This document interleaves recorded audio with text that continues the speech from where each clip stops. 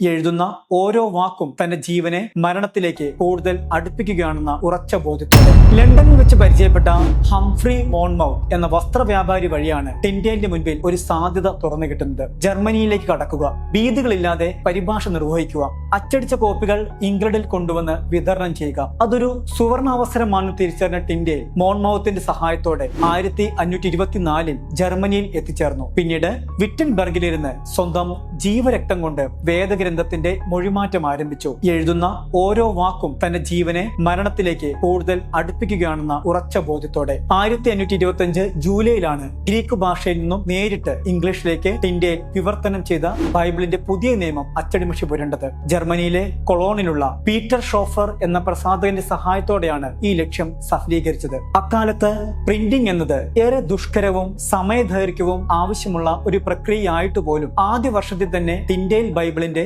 6000 കോപ്പികളാണ് അച്ചടിച്ച് പുറത്തിറക്കിയത്. അവയെല്ലാം തന്നെ ജർമ്മനിയിൽ നിന്നും ഇംഗ്ലണ്ടിലേക്കുള്ള തുണിത്തരങ്ങളുടെ കെട്ടുകളിൽ ഒളിപ്പിച്ച് ജനങ്ങളുടെ കൈകളിൽ എത്തിച്ചു. ഈ ദൗത്യം വിജയകരമായി നടപ്പിലാക്കാൻ നിരവധി പേർ സ്വന്തം ജീവനെ പോലും അപകടത്തിലാക്കി ടിൻഡേലിനൊപ്പം നിന്നു എന്നത് ചരിത്രമാണ്. ലളിതവും ആധുനിക ഇംഗ്ലീഷിനോട് ചേർന്ന് നിൽക്കുന്നതുമായ പദങ്ങളാലും ശൈലികളാലും സൃഷ്ടിക്കപ്പെട്ട ടിൻഡേൽ ബൈബിൾ ഉള്ളടക്കത്തിൽ മാത്രമല്ല ബാഹ്യരൂപത്തിലും പുതുമ പുലർത്തിയിരുന്നു. ഒരു പോക്കറ്റിൽ കൊള്ളാൻ മാത്രം ചെറുതായിരുന്ന അതിന്റെ അരികളവുകൾ ഒളിപ്പിച്ച് കടത്താനും എപ്പോഴും എവിടെയും കയ്യിൽ കരുതി വായിക്കാനും ഒതുങ്ങുന്ന രീതിയിലാണ് ആ അളവുകൾ നിശ്ചയിച്ചുറപ്പിച്ചത്.